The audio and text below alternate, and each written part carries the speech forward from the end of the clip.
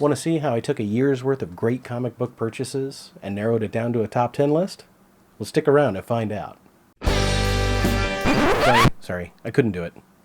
I even grabbed a few more. I'm just going to show them all.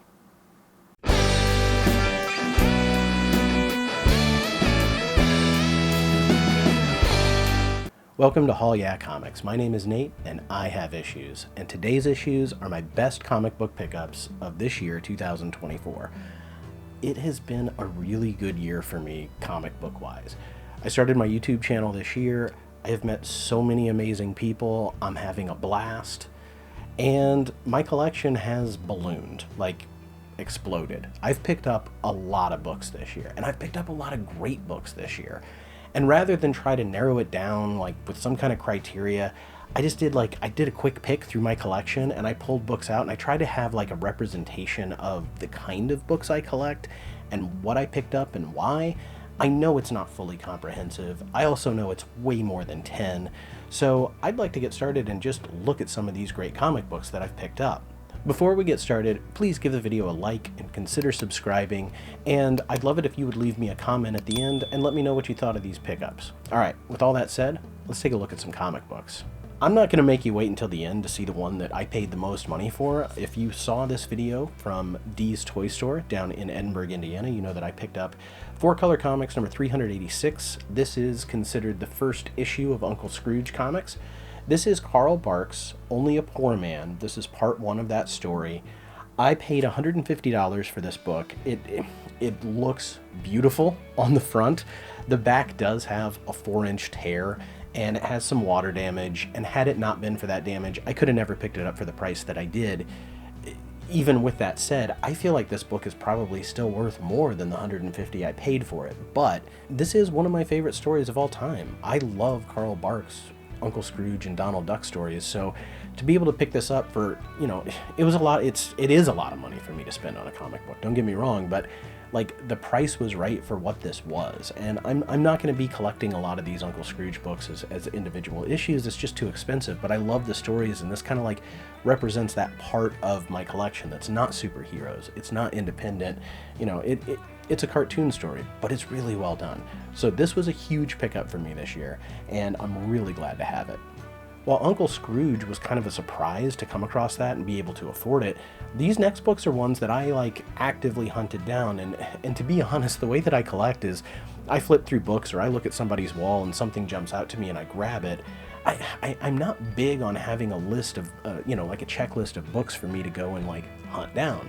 But these next couple were books that I was specifically looking for, and specifically looking for a good price. So Dazzler number 1 is a book that I already had. This is a huge upgrade for me. I got this at the Indiana Comic Con this year. I think I paid $10 or $15 for this. This book went through the roof. People were asking really stupid money for this because of Deadpool Wolverine and the rumors about Taylor Swift. I just wanted to have a good copy. My copy that I paid 50 cents for had stickers on it. So I wanted a good copy for the collection, and I got it. And it's a great cover. This painted Dazzler cover with Enchantress and Nightcrawler and Spider-Man and Iron Man all in the little, Dazzler bubbles, and then just Dazzler herself in her disco suit.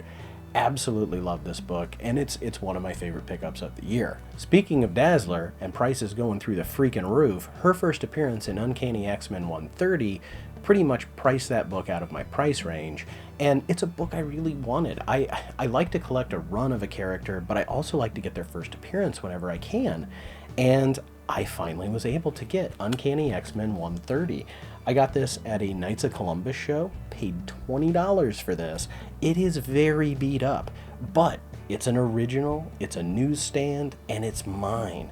I absolutely love this cover. I love when they change the trade dress or manipulate the trade dress on comics, and on this one, the fact that they gave it these disco lights. Everybody's kind of, blinded by Dazzler's dazzling. She's a fun character. It was a fun book. I see this book still going for $150, $250. So to pick it up for $20 was like a complete no-brainer for me. I am so happy to have this one. This is one I wanted and one I didn't think would be in the collection this year. So super stoked to have this. The next couple of books I'm going to show are books that I was actively seeking out as part of my body horror or body transformation covers that DC did back in the Silver Age.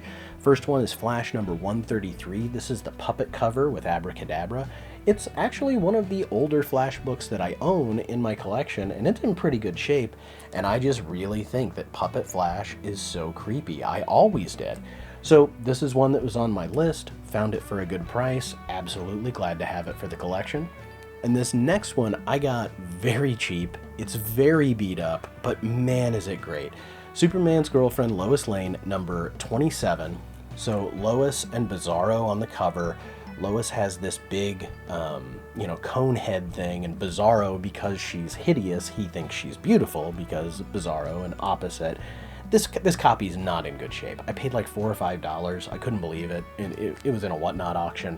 But, for what it is, I just want it for the story and for the cover. And it was a good story. It was absolutely...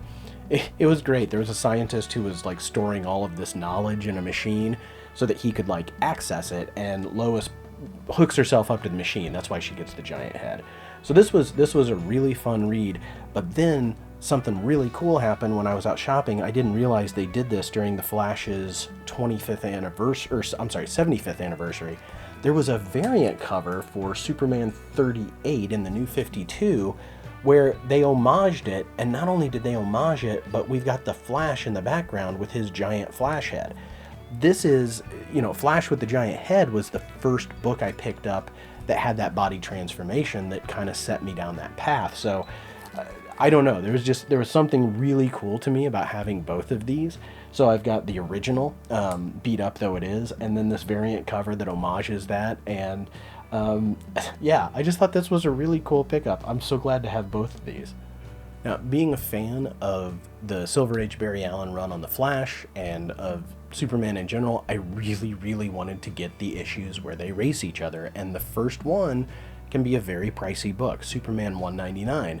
Again, I was able to find it in my opinion, pretty good condition. Like, this is, this black cover is always very beat up, and mine is beat up, but it's not falling apart, and it's not, the black is not completely all broken up with creases and things like I've seen others. So this is the first official race between Superman and Flash, and like I said, the condition was great. I paid $35 for this. Somebody sold a huge collection of Superman books to my local comic book shop, and I was able to get this for what I thought was an extremely fair price when, like I said, I've seen worse looking copies go for $100. So to finally be able to get this and add this to my collection, I was really excited. So then something else that they had that I was able to pick up this year that kind of connects to this is this giant treasury edition of Superman versus the Flash. And this was $10. It does reprint the 199 story in this giant oversized format. I love these treasury editions so much. And this was just, again, like, I didn't know this existed, but, because I had been chasing down this, and then when I found this, I had to get it. I will pick up a treasury edition, for $10 pretty much any day of the week. And this one's in really good shape for $10. So I was really happy to get the original, but also to find this and add both of these to my collection this year. Some other characters that I love to collect are Supergirl and the Legion of Superheroes, and anything to do with the Super Pets. And this next little chunk, I'm kind of hitting all of those bases. So this first one here, I got as part of an eBay lot that was 4 books for $40. So I paid, if you break it down by the book, I paid $10 for this. This is Adventure Comics number 293. This is the first appearance of the Legion of Super Pets. This book is worth so much more than that. I saw Ricky show this off on his channel, and he even kind of shouted out how little I paid for this, because it is just, it was a crazy find. Whoever put this up in that lot didn't realize what they had. I do wish it had the Super Pets on the cover, like you have to know what's in there, but I do, and I'm really happy to have this one. I can't believe I picked this up as cheap as I did, and the Legion of Super Pets is just absolutely ridiculous fun. And to go along with the Super Pets and that ridiculous fun, one of the most ridiculous characters is Comet the Super Horse, and I was able to pick up the issue. This is Action Comics number 293. I honestly can't remember This is the origin of Comet. I actually think his first appearance is in that Adventure Comics that's the Legion of Super Pets, and then this issue came out the same month or the month after and told his origin, which is the most Silver Age origin of all time. I mean, he is not a horse. He's actually a centaur that wanted to be a whole human. He goes to the sorceress Circe. She creates a potion that's supposed to turn him into a human, but instead it turns him into an all-horse. So she feels bad about it and casts a spell so that anytime a comet is within a certain distance of Earth, he will become fully human, but only while the comet is there. I don't know why she couldn't just make another potion. But this I had already had, and this was a huge upgrade. I picked this up at a show in Bloomington, Indiana, and I gifted my original copy, which was much rougher, to my friend Matt at Matt Likes Comics, because I know that he also loves Supergirl and Comet, and he didn't have that issue, so it was really nice to be able to pay that forward and to upgrade my copy. Now, Action Comics number 360 is just an amazing Supergirl cover. This is one I have tried to get several times this year, and the price has never been right, or when I'm in an auction, I just get outbid.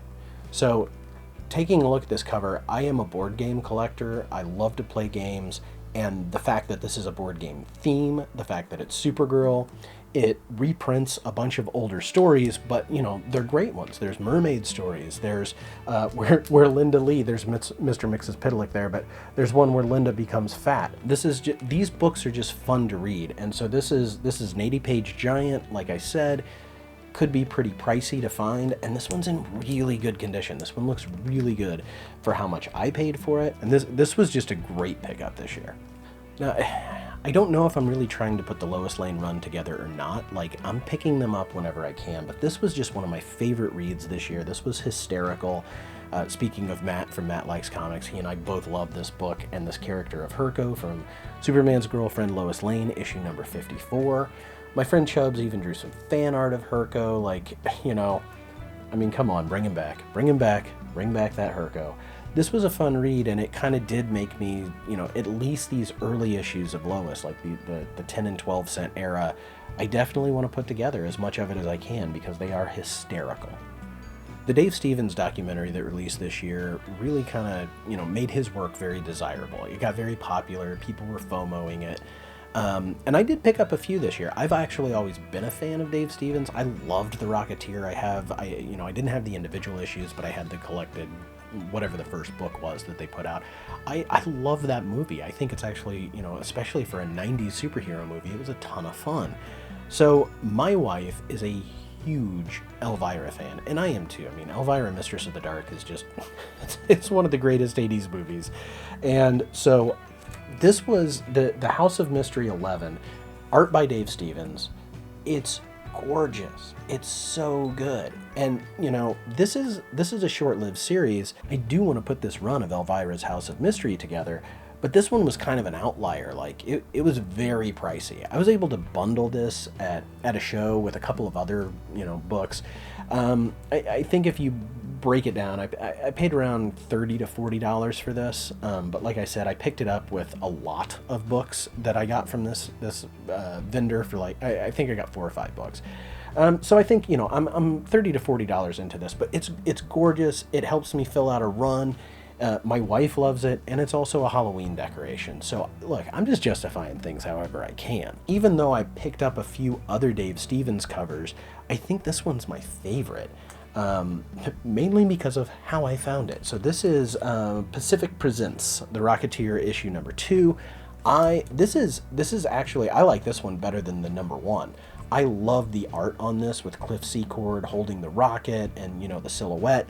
I just think it's an amazing cover. Dave Stevens is a good artist. There's just no question. But I found this at Half Price Books for $1.50. And this book is not a $1.50 book. I mean, it's not big money or anything, but I was shocked to find it. So it immediately went into my pile.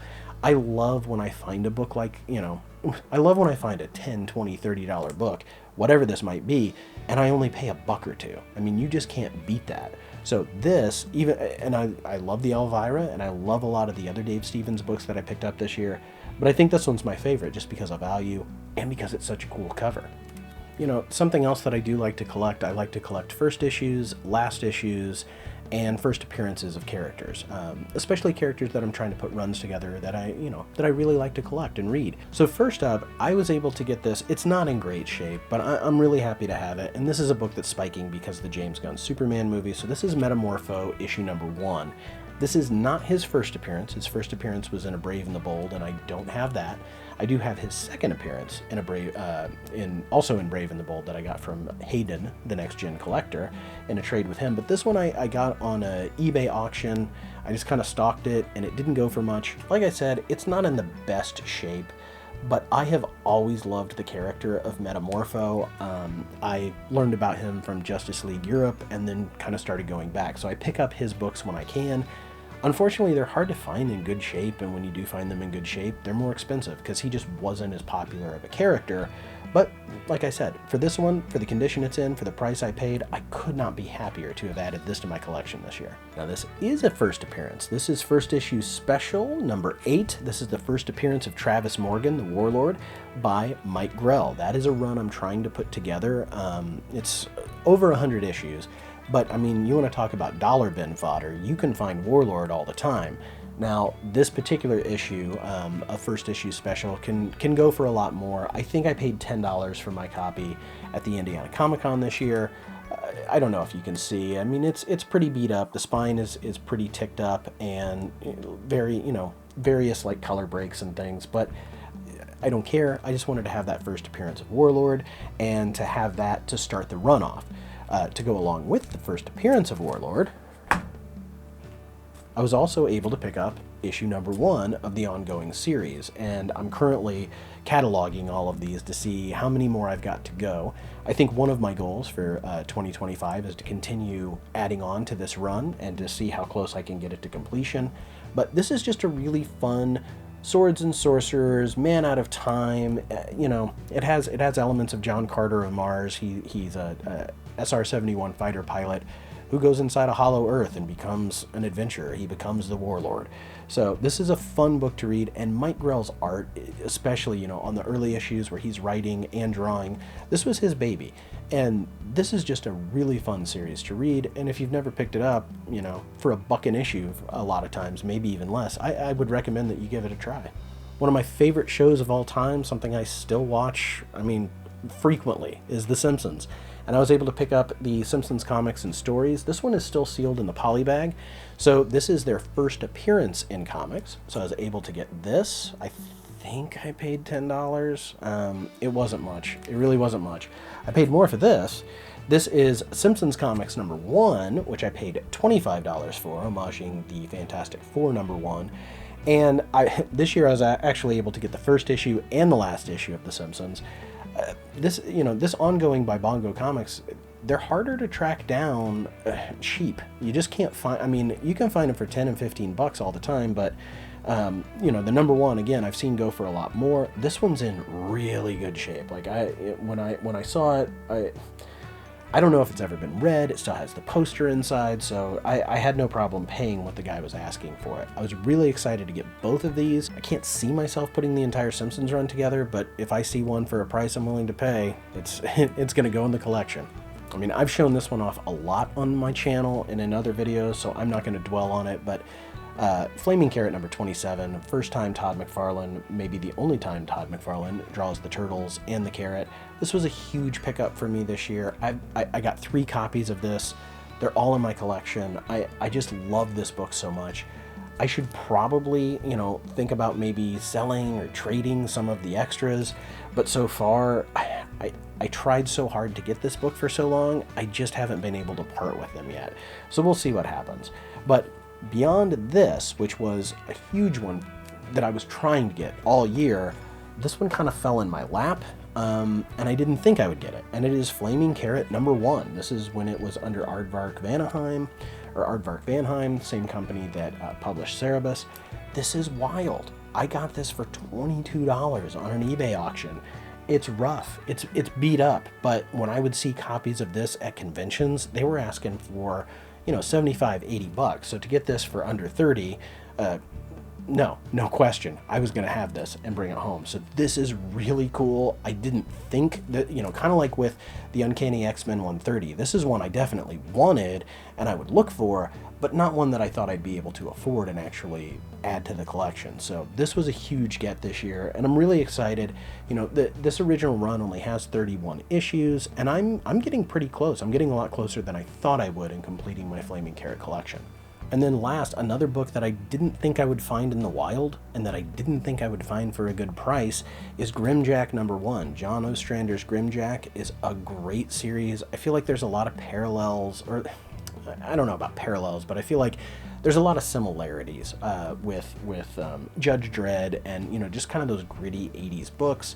And this one is a ton of fun and very imaginative. And I've seen this book online, and people want you to pay decent money for it, and I think I got this for $5, so I just couldn't believe that I found this. I was really excited to get the #1 because that puts me at having, like, I think the first 8 or so in sequence, and then I'm still filling in holes. I'm really excited to see how many more do I have to go before I'm gonna have the complete run.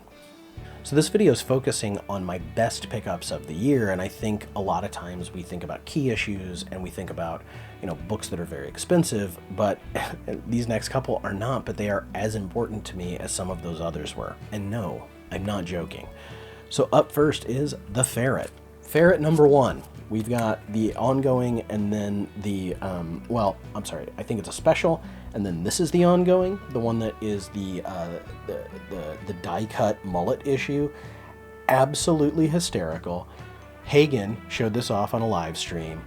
We laughed so hard at this cover. I mean, he's like a cross between Aquaman and I don't know what else, and he's fighting this guy that we called Cornpin, because it's not Kingpin. Matt Likes Comics in the chat of that stream then went on my comic book shop while we were still streaming and bought the entire run. Matt made a video about the history of the ferret that's really good. This just kind of became a meme around our corner of the community, and I love that. Like, that's why this is meaningful to me, is that the people that I like to interact with, we like, we who doesn't like an expensive book or a key issue? But the fact that we can get this and have as much, if not more, enjoyment than a big key issue just tells me that I'm hanging out with quality people. And speaking of, the other one that no, I'm not joking, is Nightcat #1, and only because there are no other issues of Nightcat. This is another book that I just feel like certain people in the community, like Dave from Still Only 35 Cents and Steven, Collecto6 on Instagram, they all kind of like, we look at it, we laugh, and we all enjoy it on the same level as those big key issues. So I love these meme books, and so I'm gonna count these as like major pickups for me, because they're books my friends and I enjoy, like ironically and unironically, but these are cool. These are important to me. Speaking of community, I'm going to end with a few books that I didn't buy at all. These books were sent to me, and they're amazing. The comic book community in YouTube is so inviting and generous and kind. It's just unreal. I feel really blessed out of everything that's happened this year. Forget about picking up books. Making friends in this community has really been the highlight. And so I want to show some books that I got from some people in the community. I'm going to start with a Brave and the Bold #80. I got this one in a trade with Hayden, the Next Gen collector. He is a super nice guy, and he is young. He's one of the youngest guys I know that's collecting, and we need guys like him appreciating books like this. So I traded him a book that I found at a flea market, and he sent me some books, and this was one of them, and I love this cover. So this is first appearance of the Hellgrammite, and this is a body transformation cover if ever there was one. Art by Neil Adams on the cover and on the interior. We've got Batman, we've got the Creeper, we've got a monstrous creature. This is a great book, and he's a great guy, so I really appreciate the trade and the book, and when I look at it, it reminds me of him. Now, another person I've already mentioned, Steven Steppo, Collecto6. I hang out with him on Fridays on Alan the Comic Collector Geeks channel with him and Matt and Hagen, and now Lyle has started to join us, which is awesome. Steven sent me an A-OK, an act of kindness, a ton of books that I opened up on that stream, and they are gorgeous. There's a lot of Superman in there, and there was a lot of Batman, and this is one that's been on my list, one that I've actively sought out and haven't been able to pick up because I just don't want to pay the price, and Steven just freaking sent it to me. And it's immaculate. Like, I think he said he bought these books, put them in bags and boards, and just left them. So this is Batman number 357. This is the first cameo of Jason Todd and the first appearance of Killer Croc. It is a newsstand copy. Like I said, this thing is gorgeous. I'm just blown away by his generosity. This was not the only book he sent me. He sent me so many, but this one really floored me. And just about every book that he sent me had some kind of key significance, and I really appreciate it. It's so nice of him. Something else that Steven sent me, he sent me 2 copies of this, and I just want to plug it because you should check it out if you get a chance. This is a book that he wrote about his grandfather, who was an ambulance driver in World War I. He sent me 2 copies because the first one I got for my father, who is a huge history and especially a war buff. So I wanted to get that book for him because this is like, Steven is talking, Steven did a ton of research. It's really well done. It's really interesting. If you have any interest at all in World War I, which is something that I don't feel like we know a lot about. We have a lot of focus on World War II, but there is some wild stuff in here. I mean, can you imagine being an ambulance driver in World War I? So this is a story it's not a story. This is a book that Steven wrote chronicling his grandfather's experience, and there's a lot of family history in here as well. It's really well done, and I can't recommend this enough. And I can't thank him enough for gifting me not only 1 copy for my father, but a copy for myself so that my dad and I can both read it, and we're gonna kind of book club this. So it's really cool. So Steven, thank you so much. Another amazing gift I received. I came home one day and there were like 3 packages on my front porch from Dope Comics and Son of Crom, and I'll link that video below because they sent me some crazy stuff. Like, I am still floored by everything I got, and I just, there were many things that they sent. I'm just going to highlight 2 here, and again, like, the generosity is unreal. So from Son of Crom, who his channel, he has done so much for this community, sending books to people. He's a huge supporter. Check him out if you have not already, and you really should be. So this is Superboy number 98. He knows that I'm a fan of the character of Ultra Boy. Again, this is a book I didn't expect to be able to pick up and afford for myself, and he just sent it to me as a gift. So this is so cool. We've got Superboy using X-ray vision and Ultra Boy using Penetravision, and they're both figuring out each other's secret identities. This is, it's his first appearance, and Ultra Boy is a fun character from the Legion where he can only use one of his 4 powers at a time, even though he's like equivalent to Superboy in a lot of ways.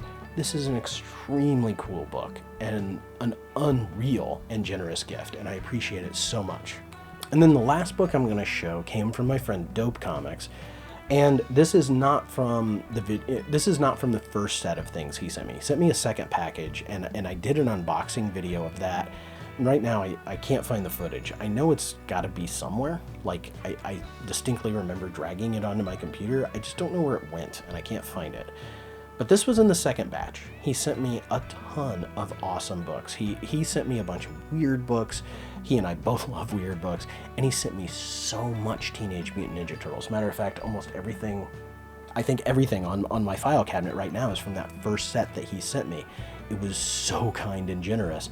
But then in the second set, he even outdid himself further. So I'm going to end with this book here. This is going to be the last book that I show off. It's absolutely mind-blowing to me that someone gave this to me as a gift. This is a book I used to own, a book that I had and I sold and I regret selling, and now I have it back and I could not be happier, and this one will never leave my collection. This is the original Teenage Mutant Ninja Turtles number 4 first printing. I'm I still like just cannot believe when I'm looking at this that I have it again. This is so freaking cool. So dope. I love all of these books. I read my way through all of the ones that you sent me before. Man, the nostalgia hit hard. And then to get this one and see that, I have so many of these now because of him. Like, I would go to shows and I would pick up one, maybe two of the Mirage Run, the original Mirage Run that I was trying to put the whole thing together, because they are pricey. Some of them are very pricey, and I'd pick up a few here and there. And, he sent me a massive stack of them and then sent me another stack of them. And the fact that this one was included, I can't believe he gave this to me as a gift, but that's the kind of person he is. He was like, he told me, he said, I'm not that into the turtles. Well, he sure had a lot of it for someone who wasn't that into it, but he sent it to me because he knew that I would appreciate it, and I absolutely do. So thank you, Dope. Thank you, Steven. Thank you, Crom. Thank you, Hayden.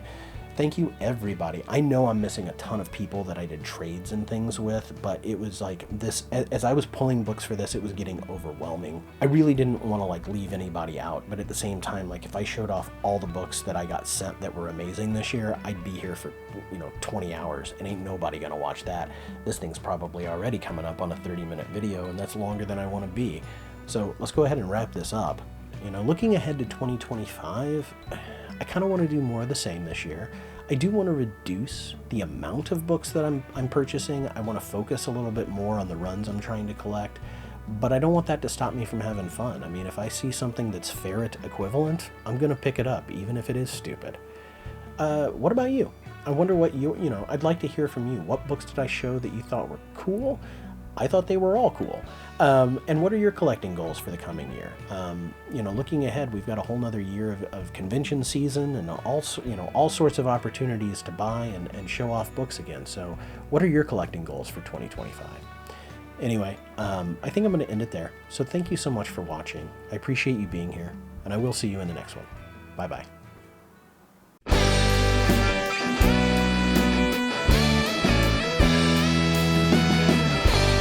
Well, that's good enough. Or maybe good enough. We'll see. Is that good enough? I hope that's good enough. My mom thinks I'm funny.